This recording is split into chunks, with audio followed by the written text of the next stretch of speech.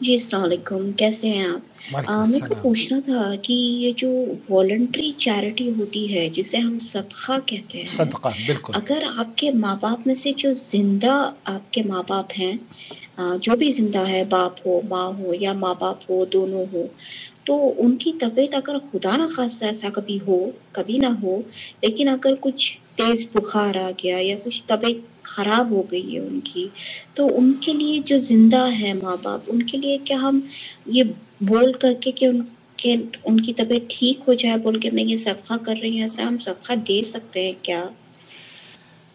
دیکھیے، صدقے کے لیے اگر کوئی کنڈیشن ہم رکھتے ہیں تو اس سے یہ پتہ چلتا ہے کہ شاید ہم لین دین کا معاملہ کر رہے ہیں۔ آپ مجھے یہ دیجئے، میں آپ کو یہ دوں گا۔ یہ تجارت، یہ اس طرح کی اسلوب اس دنیا میں تو بالکل ہم لوگ کرتے ہیں، رائج ہے۔ آپ ہمیں یہ دیجئے، جیسے ایک انگلش میں بھی کہاوت ہے نا کہ you scratch by back I scratch yours, اس طرح کا کوئی جملہ کہا جاتا ہے۔ تو آپ کسی کو فائدہ پہنچائیں، وہ کسی آپ کو فائدہ پہنچائے، لیکن کیا یہ اسلوب ہم اللہ تعالیٰ سے ہمیں کرنا چاہیے؟ چند چیزیں اس ضمن میں آپ کی خدمت میں پیش کرنا چاہتا ہوں۔ پہلی بات تو یہ کہ ایک بڑی مشہور حدیث ہے جس میں حضرت ابو الدرداء رضی اللہ تعالیٰ عنہ، حضرت ابو ہریرہ رضی اللہ تعالیٰ عنہ سے روایت ہے، اور یہ طبرانی اور ابو داؤد وغیرہ میں اس کو نقل کیا گیا ہے۔ اللہ رسول اکرم صلی اللہ علیہ وسلم نے فرمایا، داؤ مرضاکم بالصدقہ، اپنے مریضوں کا صدقے کے ذریعے علاج کرو، یہ شفا دلائیں۔ اس حدیث کو بعض اہل علم نے، جیسے علامہ البانی رحمۃ اللہ علیہ ہیں، انہوں نے اس کو حسن کے درجے میں رکھا ہے۔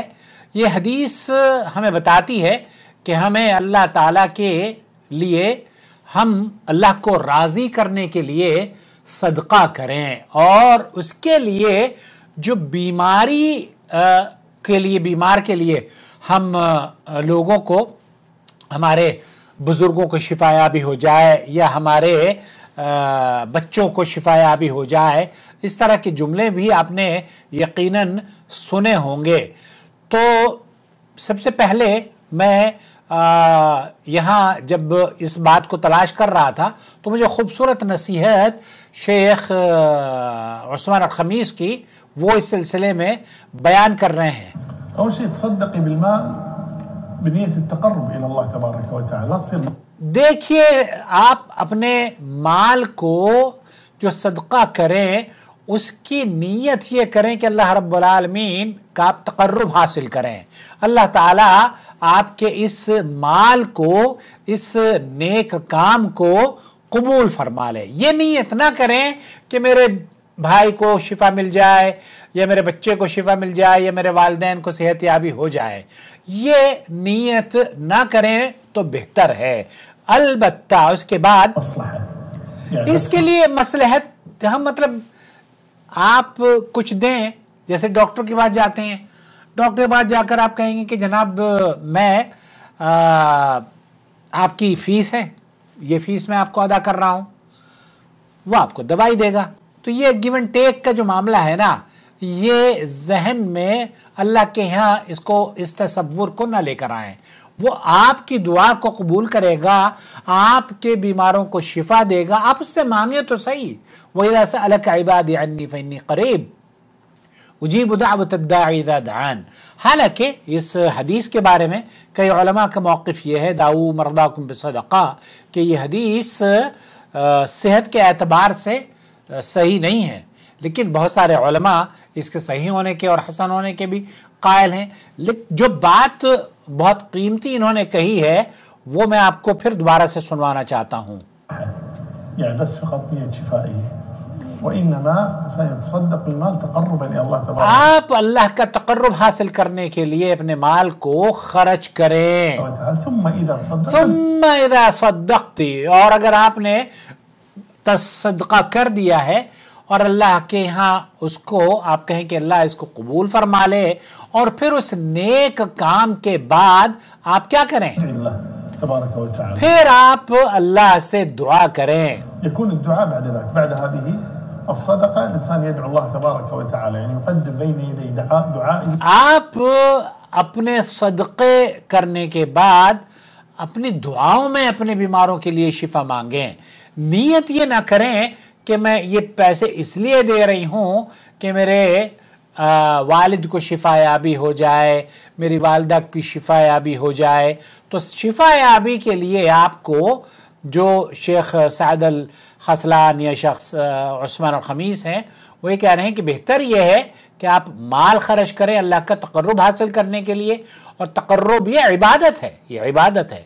نظر و نیاز اللہ کے لیے کرنا, اللہ کے لیے صدقہ اور خیرات کرنا یہ عبادت ہے اور یہ جائز ہے.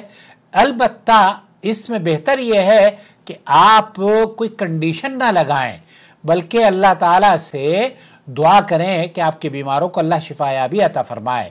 اور صحیح حدیث میں اللہ کے رسول صلی اللہ علیہ وسلم سے جب پوچھا گیا کہ یا رسول اللہ کون سا صدقہ افضل ہے تو آپ علیہ السلام نے فرمایا تھا سقی الماء, پانی پلانا, یعنی پانی پلانا, کنویں کھدوانا, پانی کی رسائی فراہم کرنا بھی شفا اور برکت کا سبب بن سکتا ہے. ایون آپ اس چینل کے لیے جو سپورٹ کرتی ہیں یا چینل کو جو سپورٹ کرتے ہیں وہ بھی دراصل صدقہ ہے. اللہ تعالیٰ اس صدقے, کئی ایسے لوگ ہیں جو کہ اپنے والدین کے لیے صدقہ کرتے ہیں, اللہ تعالیٰ ان کے والدین کی مغفرت ہو, ان کے درجات بلند ہوں اور ان کے لیے یہ صدقہ جاریہ بنے. یہ بھی ایک اہم ترین وسیلہ ہے. اور کچھ لوگوں نے ہمیں جو جوائن کیا ہے, جوائن ممبرشپ کے ذریعے اس چینل کو مستحکم کرتے ہیں, ان کا مقصد یہ ہوتا ہے کہ ہم دین کی نشر و اشاعت میں بھرپور تعاون کریں اور اس تعاون کے ذریعے بھی انہیں ان کے والدین کو اجر صدقہ جاریہ کے طور پر ملتا رہتا ہے انشاءاللہ تعالی. تو امید ہے وضاحت ہو گئی ہوگی. صدقہ کرنے میں کوئی قباحت نہیں ہے, صدقہ کیا جائے, لیکن بہتر یہ ہے کہ اس صدقے سے اللہ کا تقرب حاصل کیا جائے تاکہ آپ اپنے رب کی رضا حاصل کر سکیں. اور رب نیک کام کیا ہے آپ نے, پھر اس کے بعد آپ دعا کرنا چاہیں اور نیک کام کا آپ نیکی کا وسیلہ بھی استعمال کر سکتی ہیں.